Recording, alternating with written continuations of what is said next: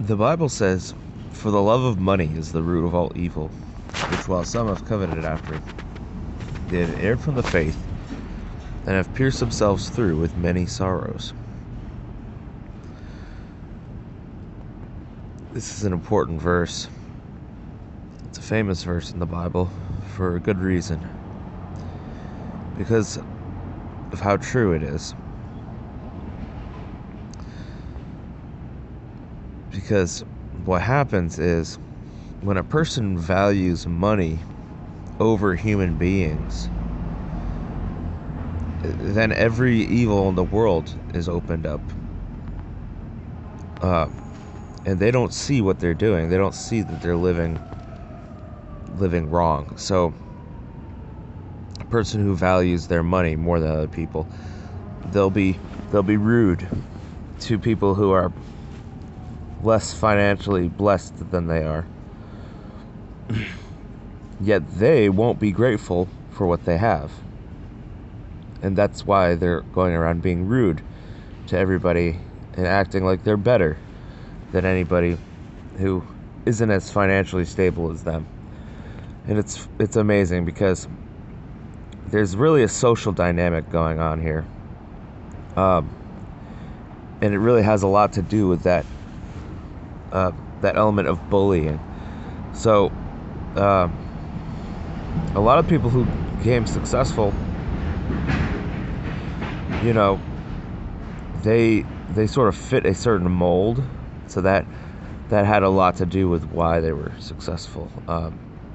It does have a lot to do with social approval and the way people treat you in life, and that has a lot to do with how you are and who you are as a person, and how you live your life. So this idea that money makes you better, it's a completely false and misguided way. And if anything, it makes you that much worse. Then there's a lot of dynamics that are tied into this. You have pride, you have greed, you have arrogance, you have fear, you have ignorance. You see, people fear any sort of struggle, basically, and any sort of unpleasantness, or any thought of things being bad, or judgment against them choosing to be bad to their own benefit or for their own enjoyment. They don't want to think about any of that. And it's leading people down a path of true darkness. Nowadays, you can't find a woman unless you have a bunch of money. And that really makes me question a lot of things. And I believe I'm happy that I've found the path of being a single person, a single man.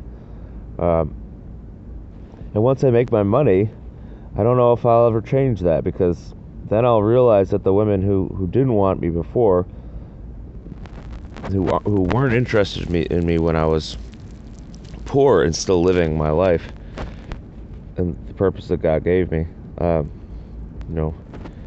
of those women will be genuine. They're all just out to get my money, and none of them are alive on the inside. So why do I want to waste my time with any of these women? And that's the thing. They're all just dead on the inside. They've all been deceived by this world and these standards. So the way that women tie into money and society and are like this incentive for men to get money, it's all just part of the lie, They always just want the newest thing, the newest clothes, the newest bags, the newest line of the latest overpriced clothing, and the whole line, so they can have it sitting in their wardrobe. And then they need the money to pay for their expensive rent in New York. And how are they going to get this money? Well, by becoming a cog in the system, by jumping through all the hoops.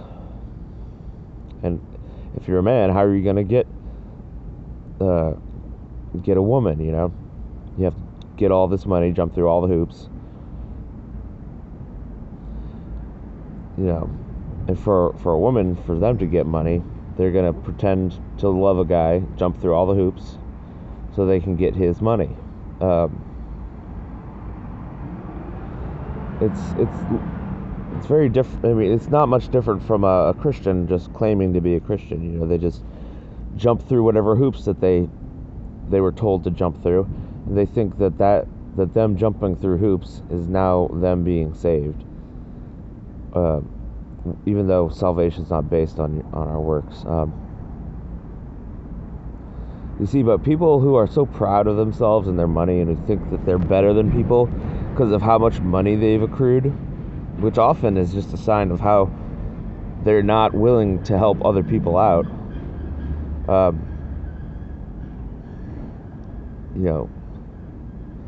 Acting like you're better than people because of that, it's pride. And it's saying, look at me, and look at all the things that I've done. Look at all the money and power that I've amassed. And you don't have this power that everybody else is envious of and they want. Therefore, I'm better than you. But so, again, it's like, for the love of money is the root of all evil. So why do all these people envy you? Because you have money. So what do they really want? They really want your money. So do they really care about you? No, they don't. Because if you were poor, they would not care about you. Understand this. It says, surely men of low degree are vanity, and men of high degree are a lie. To be weighed in the balance, they are altogether lighter than vanity.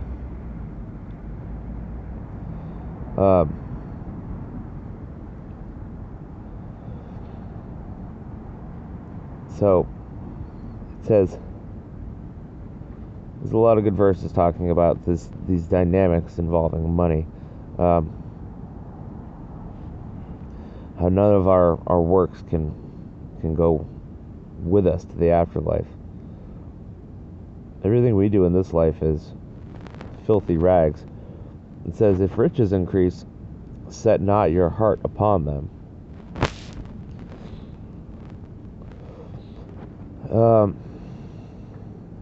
It says, riches profit not in the day of wrath.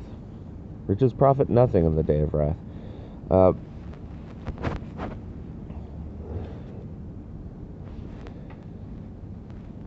So what's going on is people, they get acceptance by not caring about anybody, by saying that there's no problem at all. So, oh man, it really is this lifelong challenge for people. Constantly being confronted with moral truth, or at least the need for moral truth, or the problems that arise from forsaking moral truth. Constantly being confronted with that, and yet ignoring the cause of the problem and what it's leading to. So people will be so focused on their money that they abandon their morality and their souls, because they want to continue to have money and social approval, so they don't have to suffer at all. So let's think about this. Why do people hate Christians so much? Seriously, why? Just ask yourself, what did Christians ever really do to you?